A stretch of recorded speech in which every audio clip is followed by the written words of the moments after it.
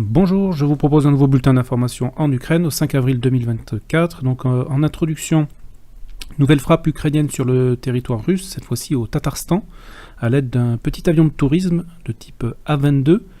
Donc la particularité de cette frappe, c'est que l'appareil était sans pilote, donc il avait été automatisé dans le but d'atteindre sa cible. Alors une première question, comment cet avion a-t-il pu échapper à la couverture aérienne sur une distance aussi longue, puisque le Tatarstan se situe bien à l'est de Moscou et à plus de 1000 km de la frontière ukrainienne. Et l'avion s'est écrasé sur une usine où les drones kamikazes Shahed ou Geran sont assemblés. Voilà, maintenant direction le terrain. Plus aucune information depuis la frontière ici où les incursions des forces pro-ukrainiennes ont cessé. A noter que la région de Kharkov a subi des bombardements de manière un peu plus soutenue cette dernière semaine, notamment avec des FAB mais également des tirs d'artillerie. Sur le front de Luhansk, pas d'évolution donc sur la ligne de front et les zones de contrôle. On note toutefois que sur le secteur de Tabaïvka ici, les Russes ont perdu un char au 4 avril. Donc vous avez la vidéo qui est ici. Mis à part ça, pas de modification. Direction le secteur de Terny. Là non plus, pas de modification sur la ligne de front. A noter qu'il y a actuellement une attaque des Russes dans la bande forestière ici en direction de Terny, mais aucune confirmation visuelle ou géolocalisation ne permet à ce stade de modifier les zones de contrôle. Et les drones ukrainiens, drones kamikazes, ont détruit un TOS russe ici, un peu plus à l'est, au 2 avril 2024. Direction la région de Siversk, avec le secteur de Bilorivka ici, où une attaque russe a eu lieu donc au sud de la carrière, qu'on peut bien voir ici, en blanc. Et cette attaque leur a permis de prendre d'assaut une tranchée qui était auparavant occupée par les Ukrainiens, ici, donc vous avez la vidéo de cette attaque, donc ce qui a entraîné une modification de la zone de contrôle ici au profit des Russes.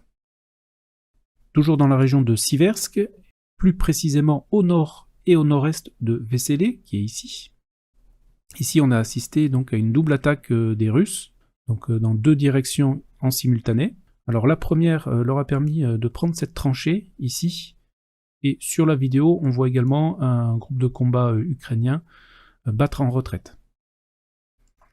Et un peu plus au sud-ouest, ici, alors ce sont deux BMD russes qui ont approché la tranchée ukrainienne qui se situait juste ici, et tout en ouvrant le feu sur les défenseurs ukrainiens, ils ont débarqué des parachutistes, et ces derniers ont pris d'assaut la tranchée, donc qui est ici, et sur la vidéo, donc on voit bien la progression des parachutistes russes dans cette tranchée. Donc voilà pour la région donc, de Siversk, où les Russes donc, ont repris donc, du terrain dans le secteur de Bilorivka, et également au nord de Vesele. Direction la région de Bakhmut, ici. Tout d'abord sur Bodanivka, ici, un drone kamikaze russe a détruit un T-64 ukrainien, ici, au 3 avril. Ensuite, il y a eu des progressions russes également dans ce secteur. Alors tout d'abord, dans les faubourgs est de Tchassifiar. Donc pour rappel, Tchassifiar, c'est cette ville ici, la commune est assez étendue, et les faubourgs est se situent ici.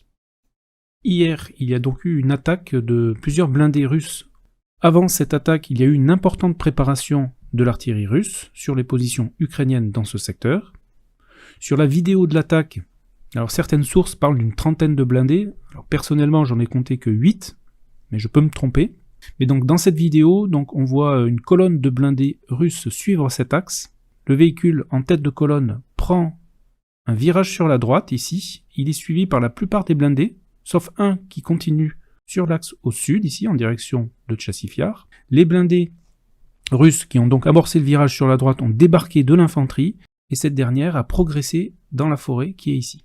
Et cette attaque a également été soutenue par 4 Sukhoi 25 ici, qui ont opéré au plus près de la ligne de front, afin de délivrer leurs tirs de roquettes plus précisément sur les positions ukrainiennes. Dans cette attaque, les Russes ont perdu plusieurs blindés, mais ils n'ont pas encore été géolocalisés, chose qui sera faite ces prochains jours. Un peu plus au sud, là également une progression des Russes dans le centre et le sud d'Ivanivske. Des fantassins russes ont été attaqués par des drones kamikazes ukrainiens ici au 3 avril. Il y a également eu des combats alors, dans ce secteur ici, où on a noté donc plusieurs blindés russes détruits, et également un char ukrainien ici qui a été endommagé et abandonné. Donc cette vidéo a été filmée le 1er avril, mais il n'est pas certain que tous ces blindés aient été détruits à cette date. Mais en tout état de cause, donc au 1er avril, on peut constater ici ces blindés donc détruits dans ce secteur, et également le pont ici a été détruit par un drone kamikaze ukrainien terrestre cette fois-ci, donc il s'est infiltré ici et qui a fait sauter les restes du pont.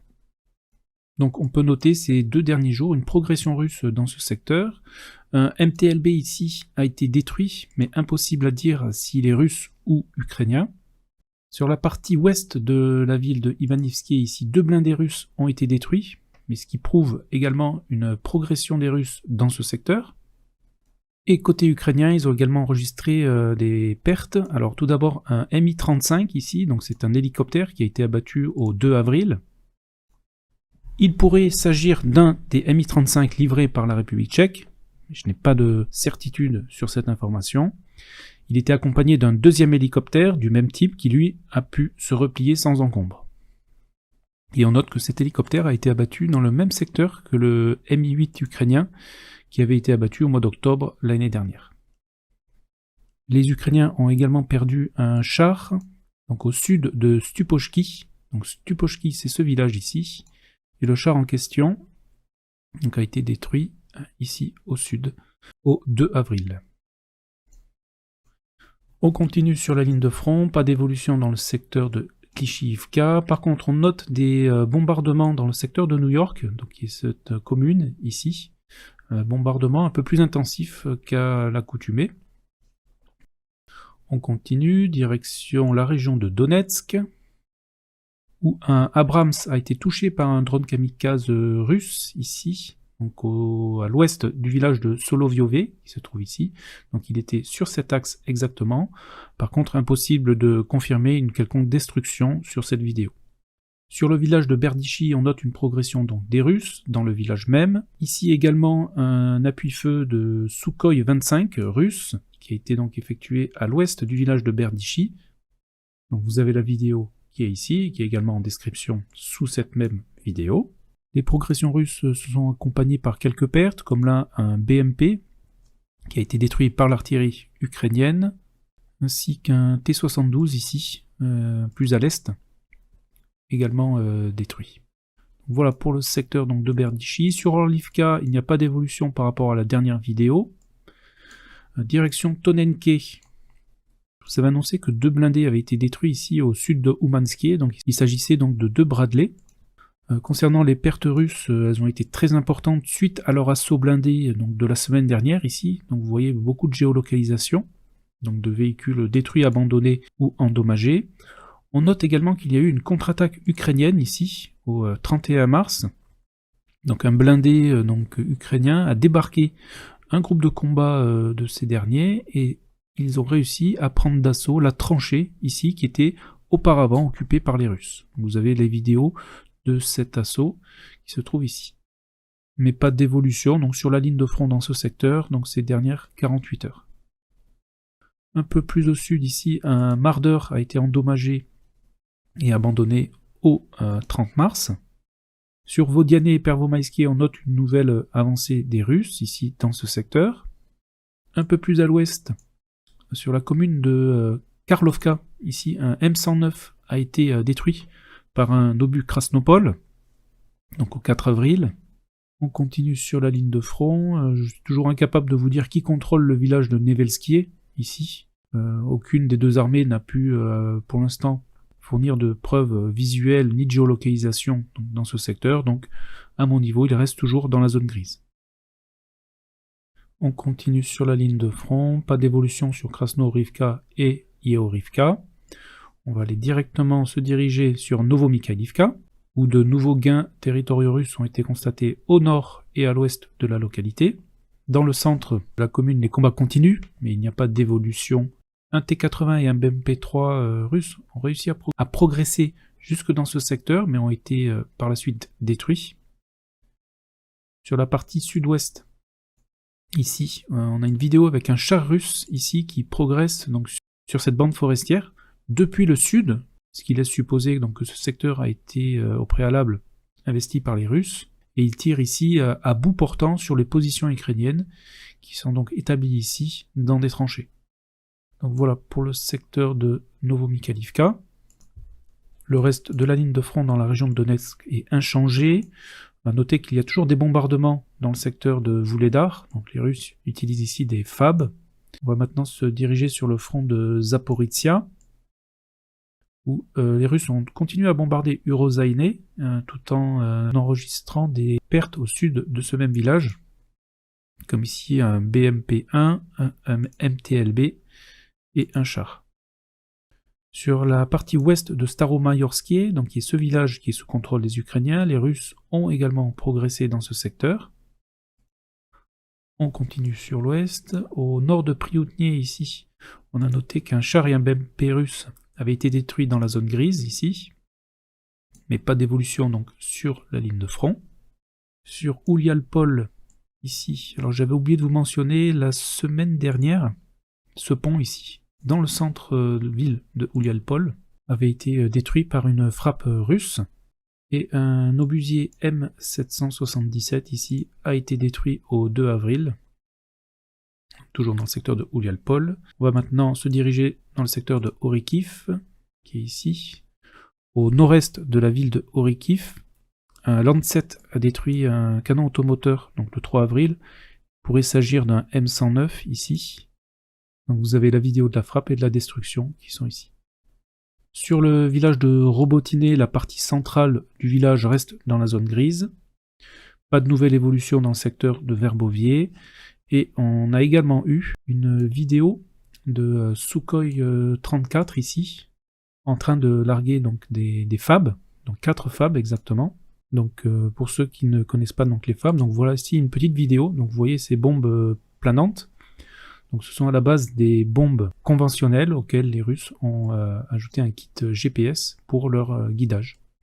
Direction la région de Kherson. Alors une petite information donc sur Krinky, où les défenseurs ukrainiens sont réapprovisionnés par les airs, et notamment grâce, là également, à leurs drones. Et ces derniers ont détruit un bouc russe au sud de la centrale nucléaire d'Ener Odar, donc plus à l'est, ici. Donc vous avez la vidéo qui est là. Mais là, je me demande si on n'est pas plutôt dans le oblast de Zaporizhia. Plutôt, oui. Mais ici, donc, vous avez donc un bouc qui a été détruit au 28 mars. En Crimée, pas de nouvelles informations, si ce n'est que le vice-amiral Pinchuk a été nommé nouveau commandant de la flotte russe de la mer Noire. Et de nouvelles menaces planent sur le pont de Crimée, donc qui est ici, qui devrait être donc prochainement de nouveau attaqué. Donc voilà pour les informations essentielles au 5 avril 2024. Donc en résumé, on note ces dernières 48 heures de nouveaux gains territoriaux russes, notamment dans la région de Siversk, au sud du complexe industriel de Bilorivka et au nord-est de Vesselé. Dans la région de Bakhmut, les Russes ont atteint les faubourgs est de Chassifiar, et ils ont progressé dans le centre et dans le sud d'Ivanivsky. Dans la région de Donetsk, là également, des gains sur le nord et à l'ouest de Novomikhalivka. On parle souvent des Sukhoi 27, 34 et 35, mais il faut également noter la forte présence de Sukhoi 25 russes qui opèrent sur la ligne de front en volant à très basse altitude et en prenant tous les risques pour pouvoir bombarder les positions ukrainiennes au plus près. Donc ces derniers jouent aussi un rôle important dans les progressions russes. Voilà, mais écoutez, je vous souhaite une excellente journée, un très bon week-end, et je vous donne rendez-vous dans une prochaine vidéo. Merci.